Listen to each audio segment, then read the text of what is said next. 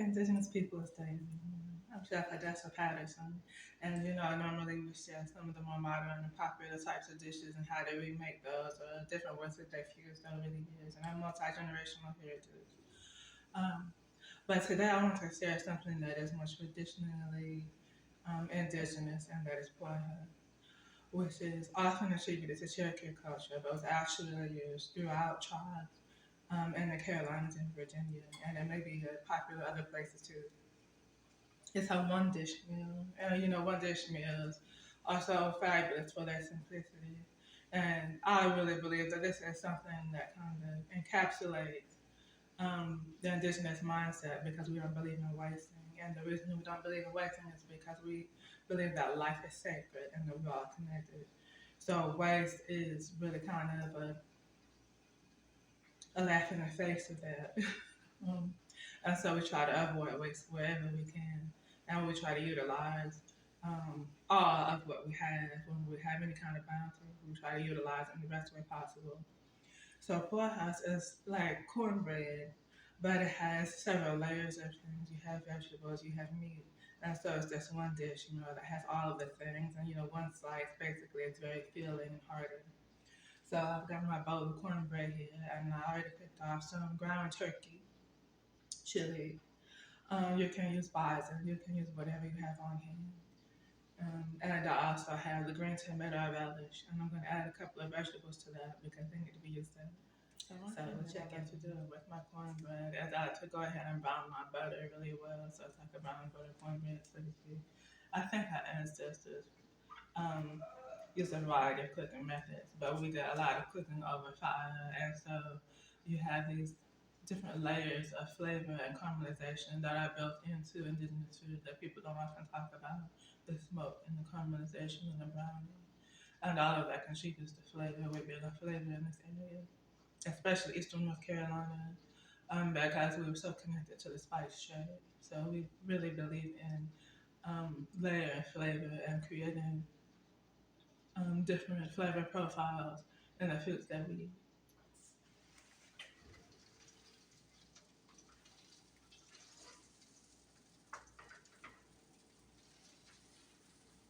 So what I did was I took the butter that I want to use and I put it in the oven. And as you can see, it's very brown. So I'm going to let that cool for a minute and then add to the batter. And then the pan is already oiled. And it's got some hot water. And I add a little bit of plant baked in the top too.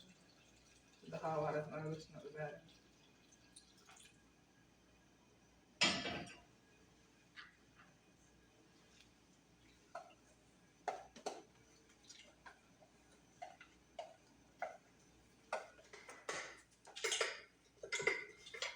And so basically, you just want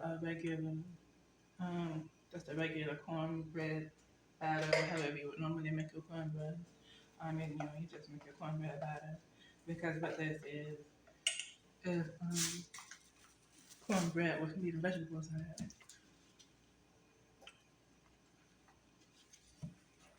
And so seasoning a little.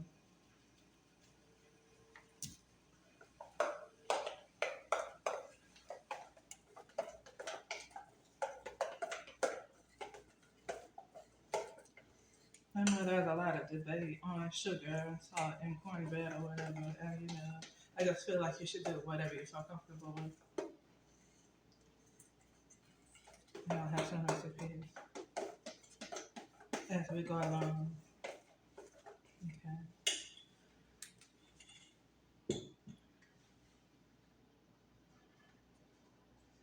But it's still pretty warm. I'm gonna let it cool down for a moment.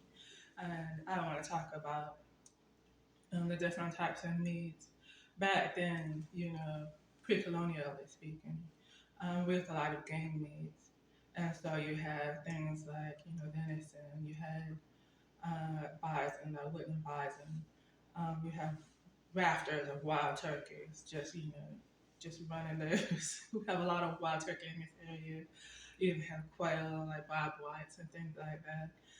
So I just feel like this is one of those iconic and um, easily used dishes that pretty much anyone can put together. And I also believe that's why it was used throughout different tribal areas because you can literally do just anything with it at any time of year. No matter what type of harvest you had coming in, you can always put something together like this. And we believed in making sure that we make the best use of our harvest. So, very important. But,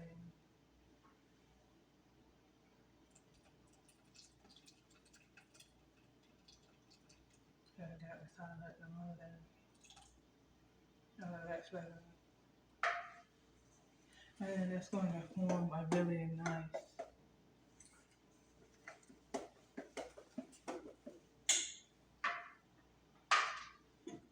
custom kind.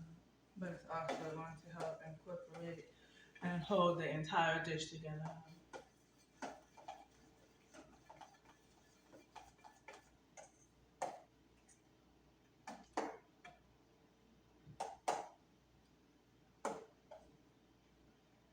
And you know you can make this as mild or as spicy as you want. I mean, it's literally whatever you want to do.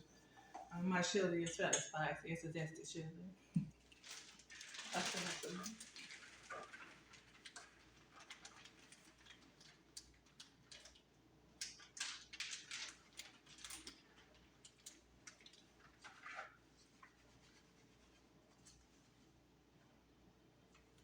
it's a pretty big one, right?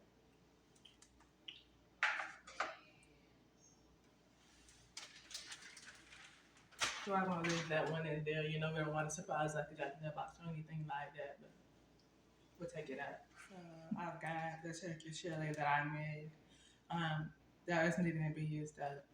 And then I'm gonna put the veggies on top.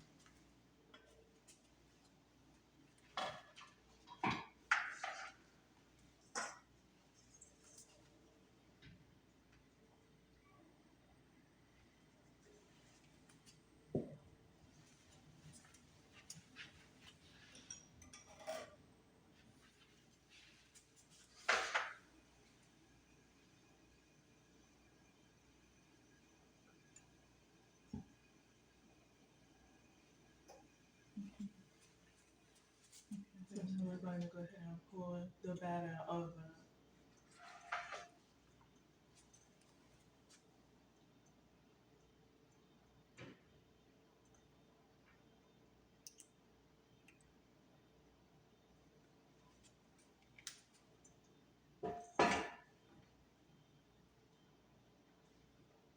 And I'm just going to flatten it out just a bit. Give us a smoother coat.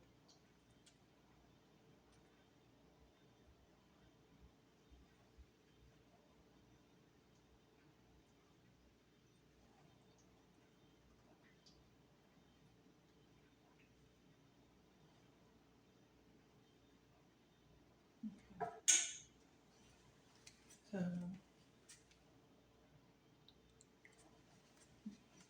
now I'm going to put a little aluminum foil in the pan, under the pan. Just the casting dish or whatever.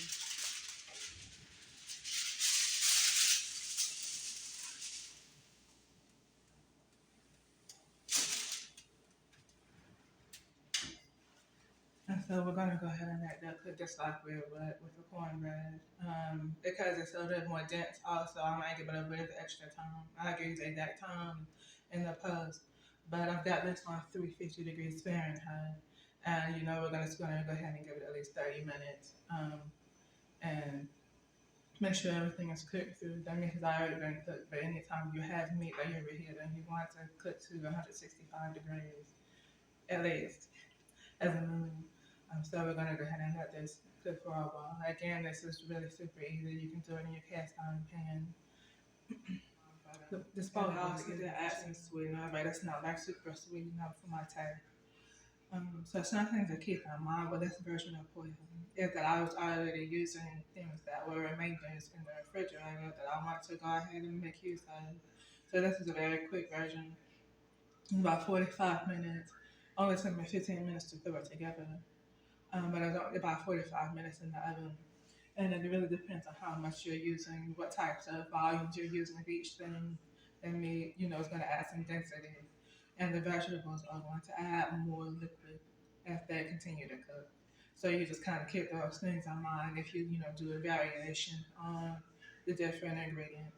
So I'm going to post what I actually did in the actual like post caption, and then I want to keep in mind though that traditionally a lot of people will mix the raw meat in with the cornbread and the vegetables, and so you have this hunk of meatloaf basically with cornbread and different vegetables and seasonings in there. So you can do it that way, but if you do, just keep in mind that it's going to take longer because you'll be cooking the meat from raw. And back in the days, we had the cast iron or whatever pan, whatever type of method people were using would be over fire. So it's going to be a low and slow type of method. But you can put it in the oven and basically forget about it until it's ready. So it's still a great option because it's a one dish meal, but just be mindful of that. Okay. So I hope you enjoy cooking along with me. And happy Indigenous Peoples Day 2023.